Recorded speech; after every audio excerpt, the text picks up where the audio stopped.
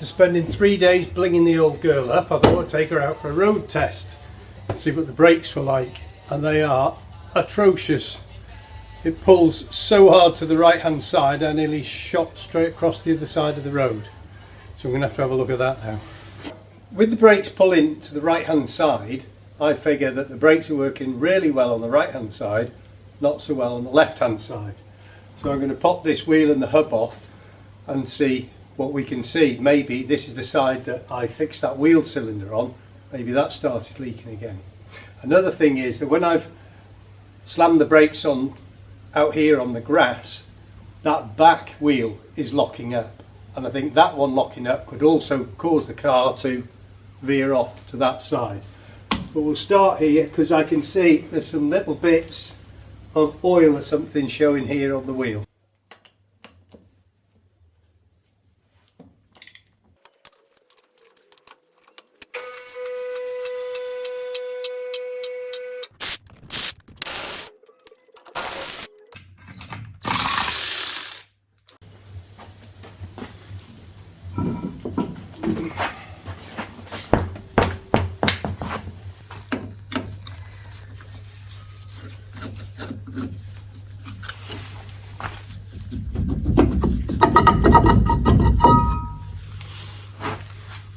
Ugh.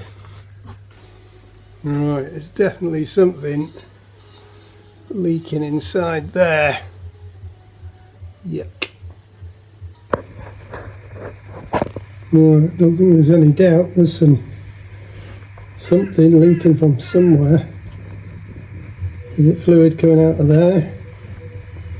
Ugh, what a mess. So obviously you can see it's running down here from somewhere. Yeah, it's running down there. Does it look like it's coming out of that? No, it looks fairly dry there, so it's not the one I fixed. It's very black down there in the middle. And down underneath it now, is it an oil seal that's gone? And this little thing here on the top is a breather for the axle. The axle is hollow, so when you fill up the diff over here, the axle gets an amount of oil into it and it can leak out of there's a hub seal down in there, and that's what I think is leaking. But I have heard people say that if this is blocked, then this can cause the oil to be forced out of this hub seal, especially as I put more in it. So I'm just going to take this off now and just check that it's not blocked.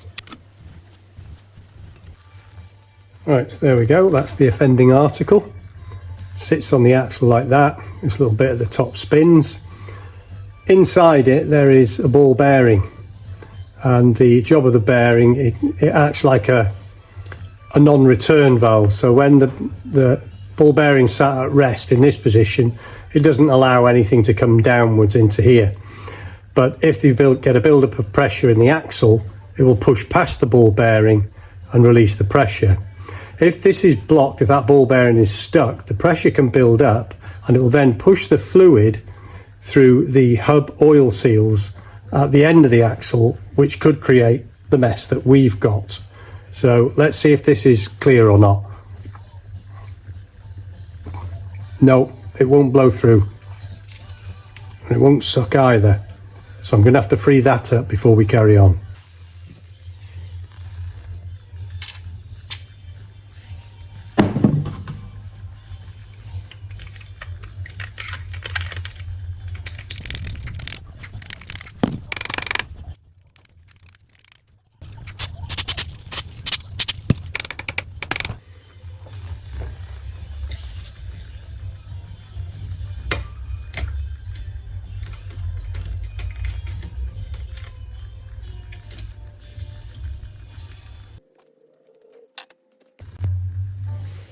Okay, so I left that soaking in petrol for a few minutes.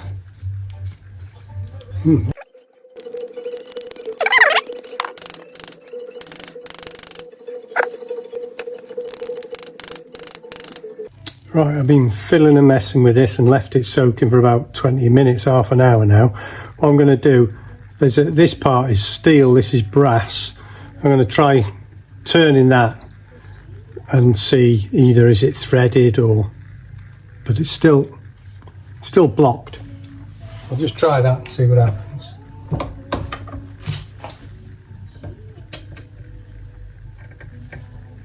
Oh, it's stiff. It's moving now. I wonder if it's threaded or is it pressed in. Oh, there you go.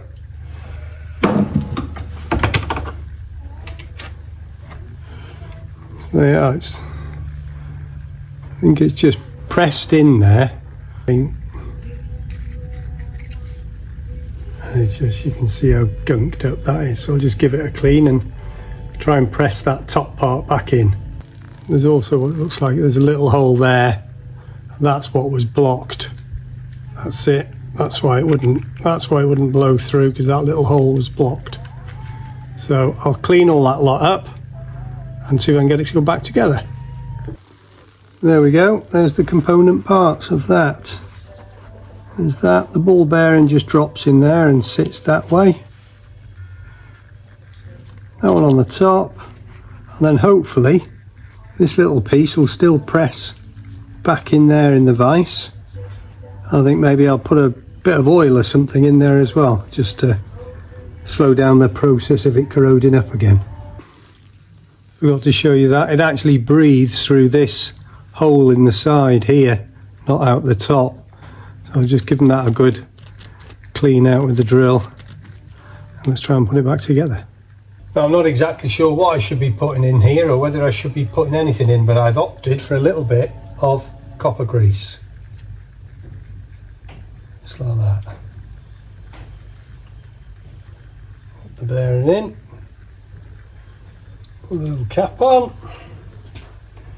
That bit back in the top. And then let's hope it'll press back up again.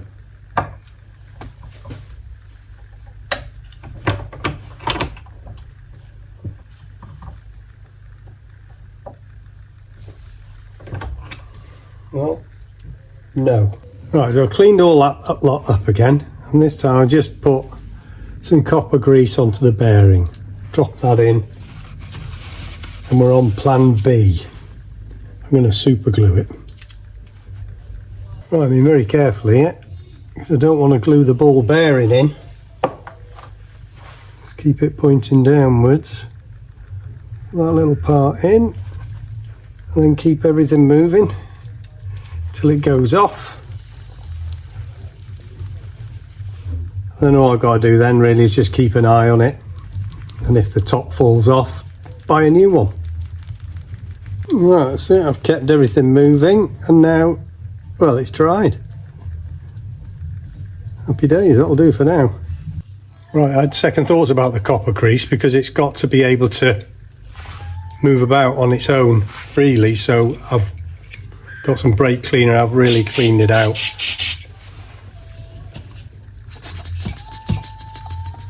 That's it. It's working fine.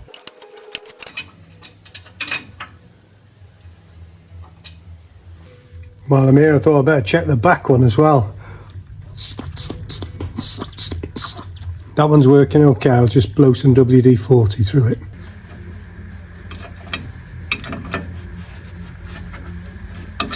Okay, so back at the wheel, I think if the oil seal was leaking, I would expect to see a lot more just running down here. This has been sat for a couple of days now.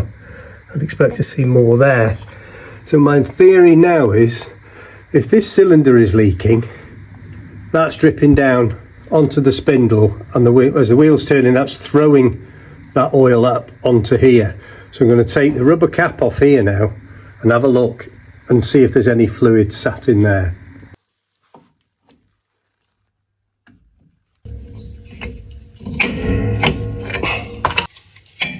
There's a lot of gunge in there, but as it come out of this, I'll do that.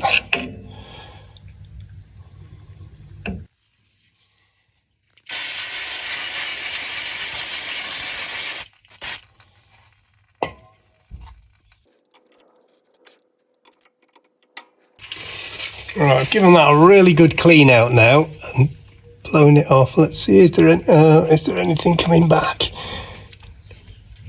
I'm not sure I should even be able to push it like that. So what I'm going to do now is put a clamp on here so that I can push the brakes and then see if it leaks when I push the brakes.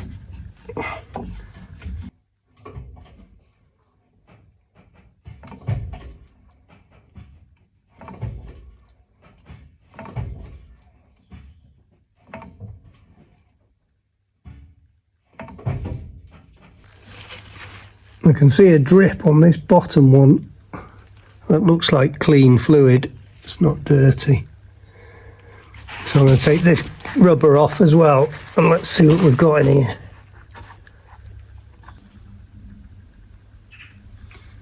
Right, there seems to be seepage in both of them. So what I think I'm going to do is put new wheel cylinders on, clean it all up, put it back together, go for another drive, see what happens then. This is the part of the piston of the slave cylinder that moves in and out. This is the back of the bottom slave cylinder that doesn't move in and out. And that's where we're going to start. So you take a good strong bar, lift it up and push it over. And that's it. The spring should come off with it, like so.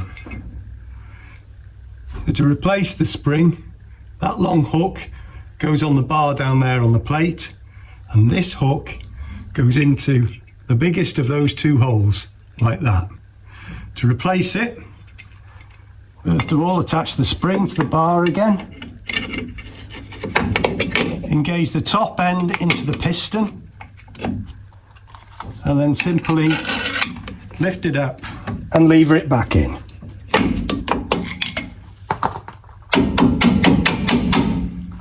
Simples. There it is, all stripped down and cleaned up. So that now, if anything is leaking, at least I'll be able to see where it's coming from.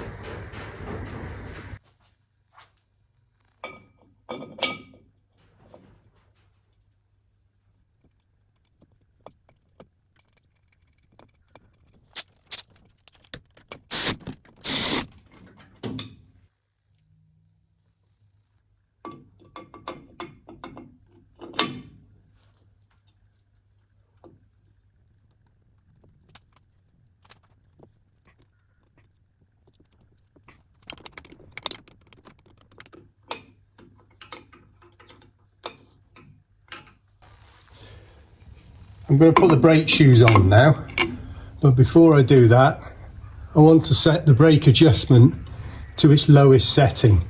This is a little cam, I've got a 1/2 inch spanner on the back of it, and as you turn that, the cam widens out and there pushes the brake shoe out by acting on this bar at the back of it. So I'll put that whole lot together and we'll have a look at how it works. So when I set the cam, I set it at about that position against this bar here. There's a corresponding bar on the inside. So when I turn the spanner this way, that cam comes along and it hits that stop on there, and that's where we are now. So you know now that you are on the lowest position. So if you put everything back together, put your spanner on here, it won't go that way. You know that that's the lowest it'll go. So the way to tighten it is to turn in that direction. And you can, in fact, if you haven't got the hub on, turn this all the way. You can see it now coming up. That would be pushing against the hub. But as I go further around, it drops off. And now it's come back to that position. And it won't turn that way now.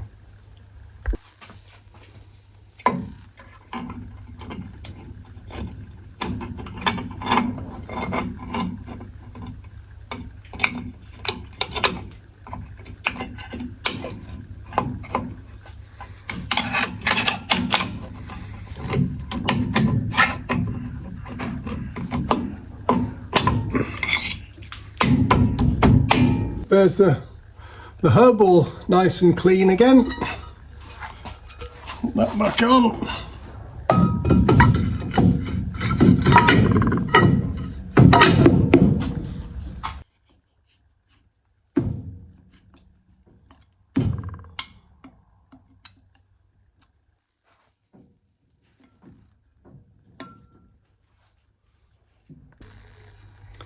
This is the link brake pipe between the two cylinders. It's not going to go back on. This is totally seized. The nuts all had it. So I'm going to make a new one. And this is my little kit that I've been using for years and it served me well. It's not very well made. It's a struggle, but it works. And I've totally had my money's worth out of it. These are probably only about a tenner. So you don't need to do much work with them to get your money back. I saw a fella on the internet using one of these, and so I splashed out. This cost about £65, but if you consider how much they charge for a set of brake lines for a series Land Rover nowadays, this will pay for itself, more than pay for itself on your first job. This copper, you can get about 75 feet of this copper for £25, and the little fittings, they're pennies. So it may be worth the investment. So let's have a go. I'm just straightening out the old part in the vise here, just so I can get a measurement on its length.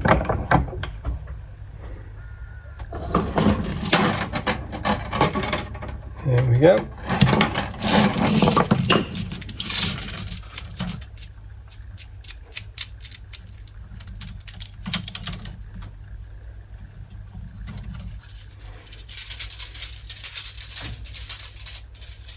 This little cutter came with the kit. They're not expensive.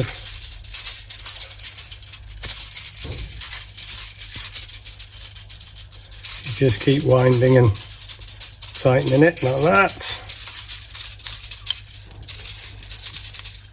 And eventually it breaks. Now the trickiest part of this job is remembering to put these on before you make the ends off. Now that's my practice one. I've already made one.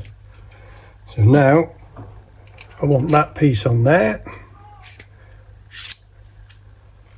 We put this into the tool now.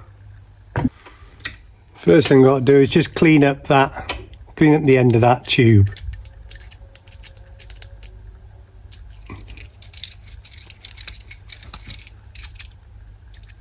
Take any swarf out of it. This is just a little flat bladed thing. And you have here a little anvil, two different ends on it. So I just put that into there, level with that. It's also, this is the 3/16 one, there's different sizes for different things. Have the copper sticking out just sort of level there with the end of it. Drop that over, clip it in position, tighten it up. So that's holding the pipe tight now. And the setting here I've got is, it's called Operation 1 for 3/16. So all I should have to do now is that.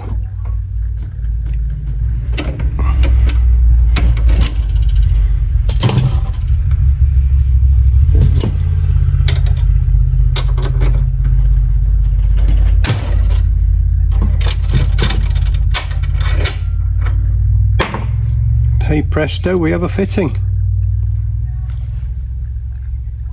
I possibly could have compressed that a little bit more. I might put it back in and give it another push. It's not quite gone well enough. But that's only the second one I've ever made. There's the first one. I'm very happy with that.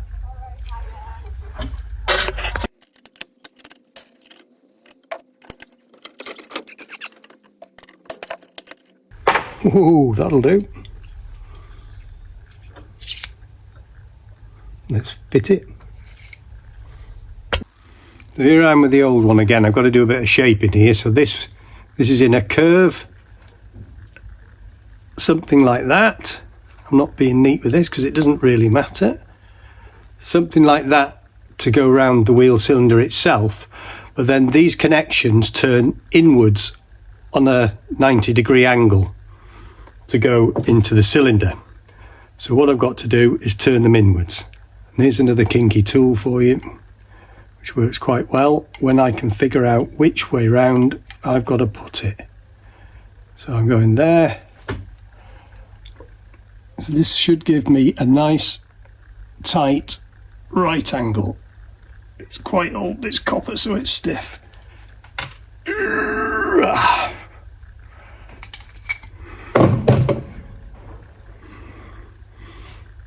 you go. So let's see if I can get this one the same.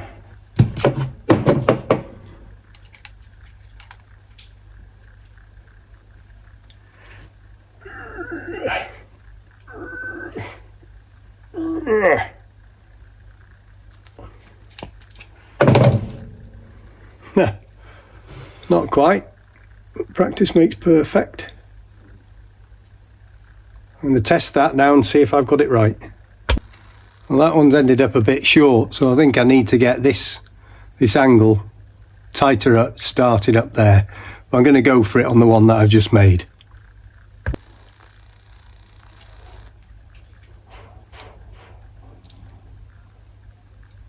Oh, that's a lot easier to bend.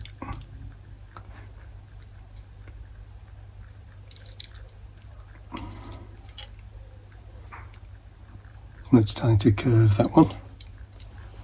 Now I've got this one to go in the same direction as that.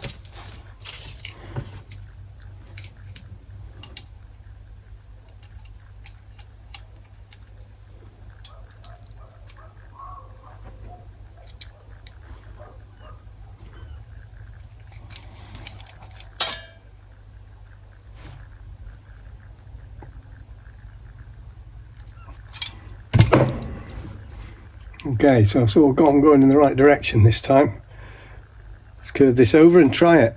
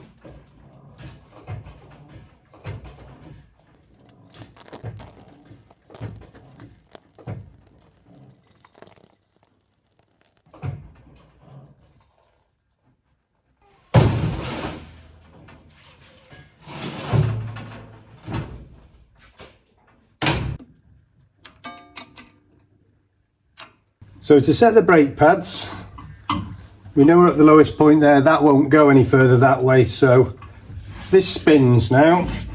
All I've got to do, turn this until it stops spinning.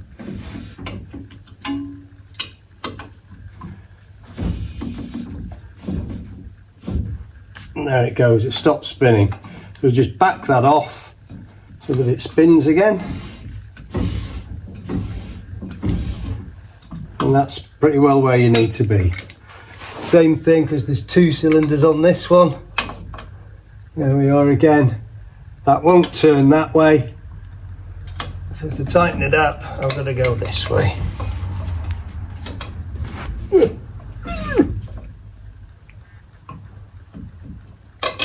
That's tight.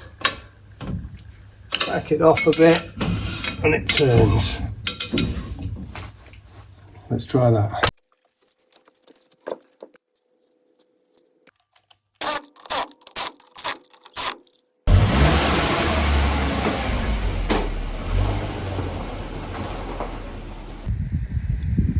So here I am back from 2 or 3 runs around the block. It's probably about 3 miles or something. So we'll have a look underneath out here in the sunshine. It's the beauty of these big tyres is that You can go underneath without jacking. So that there is the front wheel we've just done, and that all looks nice and dry. This is the driver's side. Oh dear. This does not look nice and dry. Something's leaking out of there. So we'll have to go and sort that out. Now while I'm here, I've just noticed that's the handbrake drum there. I've got drips of oil there. That's the bottom of the overdrive. That's got oil dripping off it, although that looks like it's run down from here. That looks like it's running down from there. So I'll have to investigate that when I go in.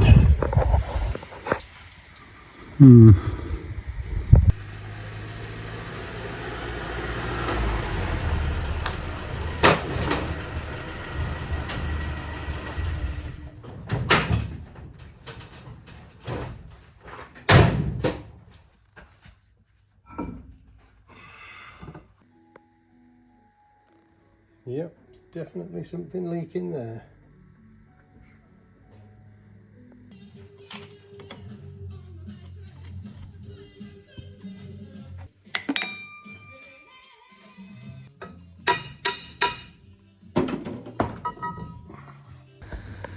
Oh, yuck.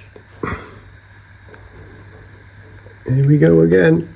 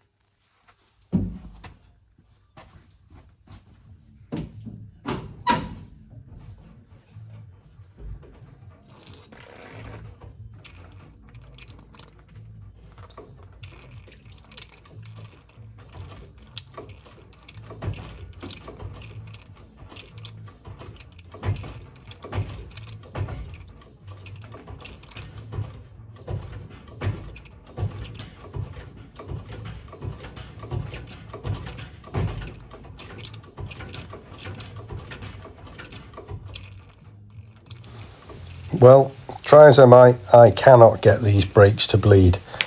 I've got a brand new master cylinder on it, so it's unlikely to be that. These twin leading brake shoes are notorious for being difficult to bleed, so if anybody has got any tips they can pass my way, please leave a message in the comments. So for now, thanks for watching. Thanks to you all for your likes, comments and shares. Please keep them coming, and if you haven't subscribed yet and you're still watching, please do. See you next time.